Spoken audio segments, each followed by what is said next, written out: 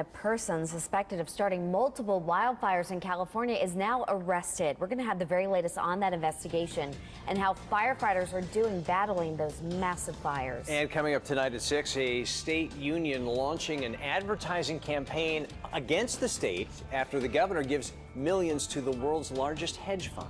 Plus, more mosquitoes now have tested positive for West Nile right here in Connecticut. We're going to tell you what towns they were found in. Also, a fishtail more than 100 years in the making. We'll tell you what waters fish now can swim in that they haven't had access to because of a dam. Those stories and a lot more tonight on News 8 at 6. A state of emergency in California after wildfires ripped through, and now police say they have arrested a man that started that fire. ABC's Danya Backus is the very latest tonight from police and from those people who have just lost everything in those fires. On 17 counts of arson. The announcement of Damon Pashilk's arrest was met with cheers from Lake County residents. A lot of anger and a lot of relief. And there's also pain. It's hard to look at that man and know that he's the one that caused all of this. Investigators say he is the person who started the massive Clayton fire, causing the governor to declare a state of emergency and thousands in the small Northern California town to evacuate, leaving them with charred remains of homes, cars, and buildings. Our whole life, and now all of our neighbors, look at what they have to come home to. It's horrible.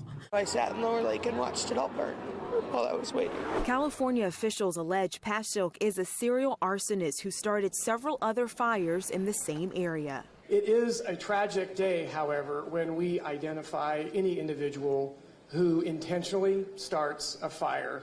And a fire like this that was devastating to your community. And the threat of wildfires continues in California, this one popping up in the Los Angeles area this afternoon. Officials say the dry and windy conditions will keep firefighters across the state on high alert. We've learned Damon Pashilk does have a criminal record. He's been arrested at least a dozen times before for weapons, drugs, and parole violations. He's expected in court on Wednesday. Danya Backus, ABC News, Los Angeles. Live, News 8 at 6 starts now.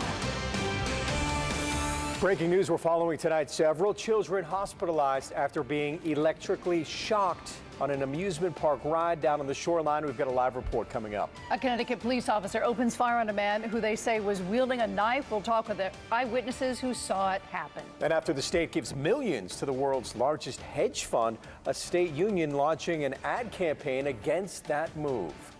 Good evening, everyone. I'm Scott McDonald. I'm Ann Nyberg. Another hot summer day out there. Some storms moving across the northern part of the state a few hours ago. Yeah, we're keeping an eye on those storms that could be heading our way. Let's take you outside right now. Danbury, Brass City, Waterbury, Storm Team 8 senior meteorologist Fred Campagna tracking these storms for us tonight. Yeah, things are pretty quiet out there right now in Connecticut as we look at the satellite and radar. There were the storms from earlier today in the northern part of the state.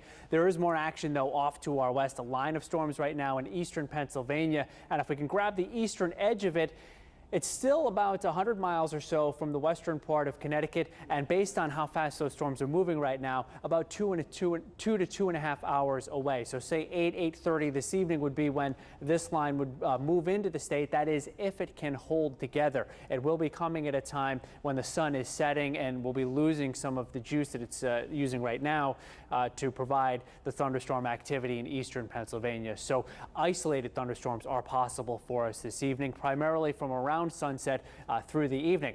Temperatures right now are generally about 80 to 87 degrees out there, and the humidity is so high. Really an oppressive day today and a really warm overnight for us. So again, isolated thunderstorms are possible tonight. I don't expect severe weather, and we'll stay very muggy and warm tonight, talking about temperatures that'll be in the mid to upper 70s for lows, maybe the warmest night of the summer. And on Wednesday, a blend of clouds and sunshine, breezy and thankfully less humid. I'll let you know if that drier weather will be staying with us when I come back with the 8 day in a few minutes. And don't forget to download the Storm Team 8 app. It is free. You can get all of your weather alerts and your forecasts right to your smartphone. But now I want to get to that breaking news. 6 kids sent to the hospital after getting shocked on an amusement park ride. It happened on a ride called the Scrambler. It's located at Ocean Beach Park in New London. News 8's Jackie Slater is there live with the latest from emergency crews. Jackie. Good evening. All the rides here right now closed. We are told that 6 kids were shocked on the scrambler here at Ocean Beach Park in New London, and they were taken to Lawrence and Memorial Hospital to be treated. Now you can see the ride is over there behind me again. All of the rides shut down as investigators try to figure out exactly what happened. Now I just spoke with New London Deputy Chief of Police Peter Reichert. He says the children reported feeling electrical charges as they got off of the ride. The focus right now trying to figure out where that surge came from. The State Police Fire and Explosion Investigation Unit is here investigating. They're going ride by ride, checking the lights and the controls. Police say there was a rainstorm that came through around lunchtime and think that might have been a contributor. Officers say the injuries are very minor, the worst happening to a young boy who received burns on his hands. The ride operator was shutting off the stop button when it was coming to an end, and he received some type of electrical shock. The children getting off the ride said they felt a tingling sensation when they were getting off the ride. And then one of the children was walking out as he hit the exit, put his hands on the aluminum rails that separate the 2 rides, and he received an electrical shock right there. And police say all of the children have been released from the hospital at this time. It appears investigators have just wrapped up their on-site work here, and as soon as we get any information from them, we are going to be sure to pass that along to you. For now, reporting live in New London, Jackie Slater, News 8. A police officer opens fire on a man who allegedly charged at him with a knife. It's a developing story. It happened on Ferry Street in the Fairhaven section of town about 10:30 this morning. News 8's Jason Newton is live in the city with the latest on the 2 men involved. Jason. And officers and EMS from the New Haven Fire Department responded to a call this morning about a man who was suicidal. When they encountered that man, we're told that he had a knife in his hand and that he lunged towards one of the officers, and that led to what they're calling this self-defense shooting. Now, it all happened inside a building that is owned by the Housing Authority of New Haven and is designated for elderly and disabled people. Witnesses say the man may have had a mental disability, and they actually heard his mother saying that he was off of his medication. Police say that after being called there, the cops were rushed by the knife-wielding man in the building's first-floor lobby, and an eyewitness describes what she saw next. So the guy came down off the elevators, and the cops were standing there. And his mother was telling him in Spanish to put the knife down, put the knife down. And he was charging after the cops with it. They shot him twice. Now, the person who was shot was identified as 38-year-old Roberto Orsini Rodriguez. Neighbors say he lived in the building, and were told that he was listed in critical but stable condition. Now, multiple sources within the New Haven Police Department have identified the officer who fired those rounds, and his name has been revealed as Officer Brian Jackson. Now, State Police has taken over this investigation, and they say it is not yet complete. That's the very latest live in New Haven. Jason Newton, News 8. We're learning a teen has been injured after falling from a rope at Stillwater Pond in Torrington. The Department of Energy and Environmental Protection saying this was a 17-year-old who fell 20 feet from a rope swing. He's being treated at Waterbury Hospital. We'll have more information as we continue to get the details. New tonight at 6, nearly another 500 state employee layoffs announced today by the Malloy administration. This comes in the day that a state employee union launches a media campaign focusing on a multi-million-dollar state giveaway to the largest hedge fund in the world. Chief political correspondent Mark Davis first reported on this story back in May, and he joins us tonight with an update on it. Good evening, Mark. Hi, Scott. Good evening, everyone from the Hartford newsroom. Yeah, it's a total of 492 more pink slips in the State Department of Developmental Services announced this afternoon. This as the Healthcare Workers Union goes on the attack on television and the internet. Cutting services for mental health, addiction, and the disabled, laying off middle-class tax-paying workers who provide those vital services, while giving $22 million of taxpayer dollars to the world's largest hedge fund. The union's TV ad says this is especially troublesome in the midst of the current opioid crisis. The hedge fund that's getting the state loan is Bridgewater Associates, whose founder, Ray Dalio, is reported to be the richest man in Connecticut. The loan is to help build a $500 million expansion of their headquarters in Westport. The voice on the commercial is Julie Higgins, who was laid off in April after more than 7 years with the State Department of Health and Addiction Services. Having given the hedge fund $22 million, where instead of laying off thousands of workers is just, I can't fathom that. A spokesman in the governor's office says despite the recent layoffs, funding for behavioral health has gone up $90 million since he took office, and that Bridgewater is creating hundreds of very high income tax paying jobs, and that if Bridgewater had left the state, it would have been worse than the loss of GE. People would be critical if Bridgewater was adding 700 jobs to Westchester County and not in Fairfield County. Julie says services are curtailed and makes this dire prediction. I think come September, they're going to find a lot of dead addicts. Julie says many addicts not getting adequate services now may be living in the outdoors in the warm weather and could start falling through the cracks because of these layoffs. Live from the Hartford Newsroom, Mark Davis, News 8. A new report reveals an increase in sexual misconduct complaints at Yale University. The figures were compiled by the Ivy League school. It shows 88 complaints were filed over a 6-month period from January to June. 30 of the complaints involved sexual assault, 44 were for sexual harassment. In 2015, a similar report by Yale reflected 78 complaints of sexual misconduct. Fire officials in Bethany offering a reward for any information about a house fire they're now calling a case of arson. Police say the fire on Bear Hill Road set intentionally. This was early Saturday morning. That fire quickly brought under control. No injuries reported, but the reward here is up to $2,500. Anyone with information urged to call the arson hotline directly. The number is 800-842-7766. More mosquitoes are testing positive for West Nile. We'll tell you what towns they're being detected in now. And a dresser is being recalled because it may tip over. We're going to let you know where they are sold. And Storm Team 8 Chief Meteorologist Fred Campagna will be tracking our weather for you tonight. A Meriden man is under arrest on breach of peace charges after police say he confessed to exposing himself to a woman shopping in Wallingford. Police say 30-year-old Mohammed Bakreem reportedly committed the lewd act at a Goodwill store on North Colony Road. He took off. Police tracked him to his home. Authorities say he not only confessed to that, but told them that he has done this before. Got your back tonight with a dresser recall to tell you about. It's because they can tip over and fall. The white laminated chests were sold exclusively on Walmart.com this spring and summer, about $100. If you have the dresser, you should stop using it until you get a free repair and a wall anchoring kit. So we have the information on what you need to know. You can find it over at our website, WTNH.com. West Nile virus in Connecticut. It's spreading a bit. Up next, we'll tell you which towns it's in now. Water is flowing once again at a dam along the Quinnipiac River after more than a century. We're going to talk to experts on what this means for the fish there.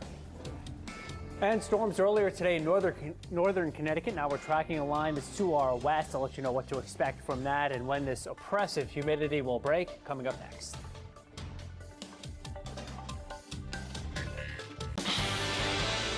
We're following some breaking news out of Hartford. Police say they're investigating the untimely death of a 41-year-old man. His body was found this afternoon in a field near Ellie and Main Streets. Police say they do not believe this death is suspicious. We're working to get more information. More mosquitoes in the state have tested positive for West Nile virus. State officials saying the newest areas are Stratford, Hartford, and Newington. Last week, the infected bugs were detected in Bridgeport and Stamford. Experts say we're seeing a hike because of the hot weather. Make sure you remove standing water around your home and wear bug spray.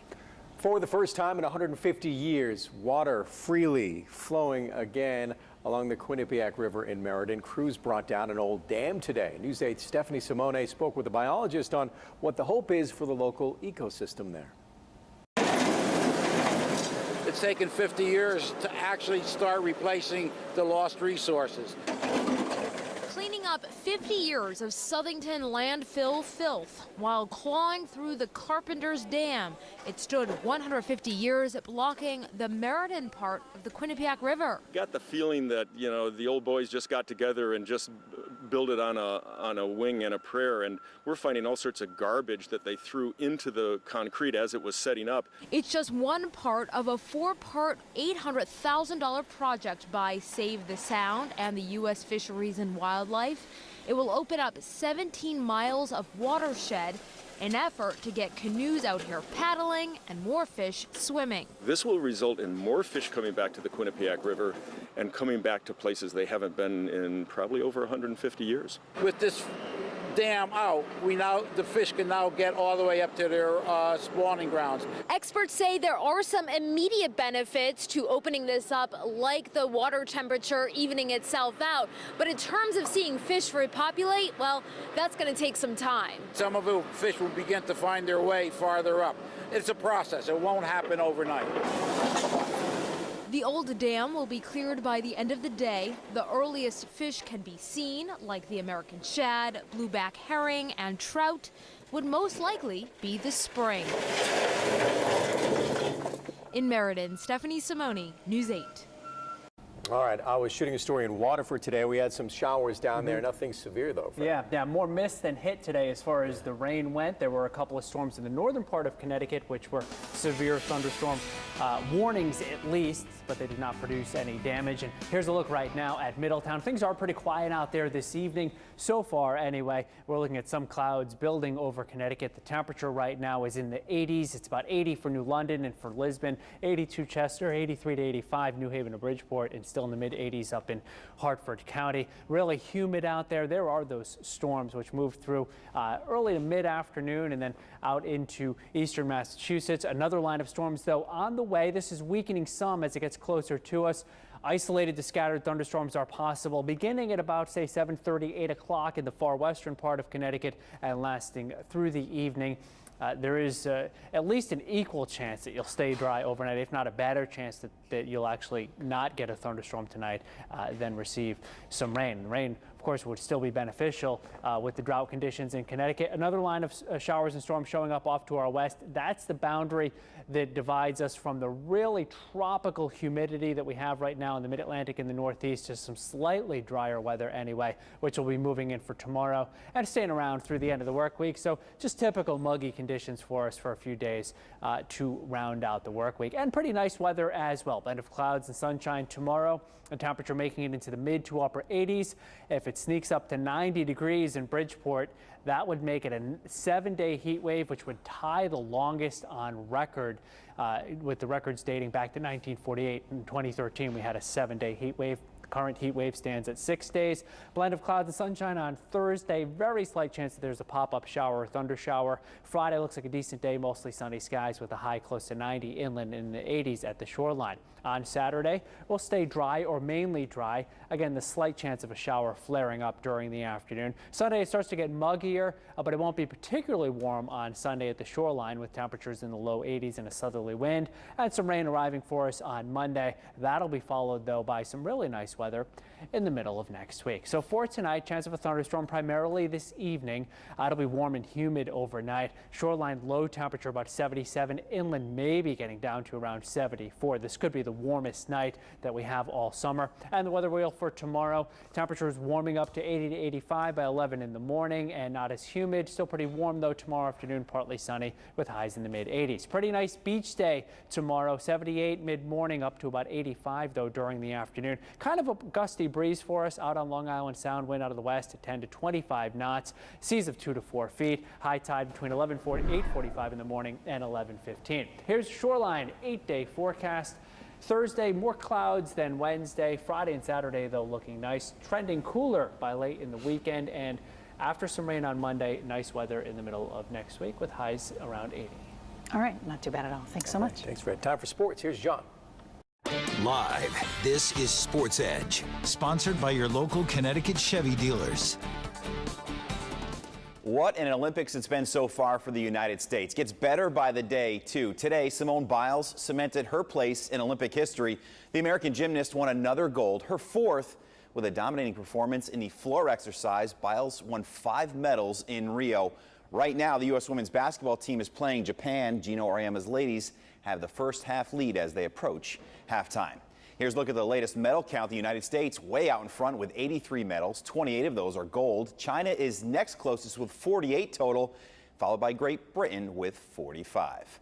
Connecticut's professional tennis tournament starts this weekend with qualifiers. When the players arrive in New Haven, they're sure to be impressed. The Player Center has undergone a huge facelift. The upgrades include a permanent gym for the players, revamped training and massage space, plus new locker rooms, a lounge and dining area. It's the first major renovation to the 25-year-old stadium infrastructure, and everyone's excited. Most of our athletes are coming directly from the Olympics in Rio, including 5 medalists. 5 medalists are coming to New Haven, folks. As soon as I entered, I was like, wow, where are we? We as a tennis players, a lot of the times we just come to the tournaments and really take it for granted, you know, where we are and what we get and how we get treated, and we don't really realize and appreciate all the efforts and the work. Main draw play starts Sunday at the Connecticut Tennis Center. All right, time for a quick break. When we come back, we catch up with former UConn great Kemba Walker. He tells us what it's like playing for an all-time great in Michael Jordan. See you in a few minutes.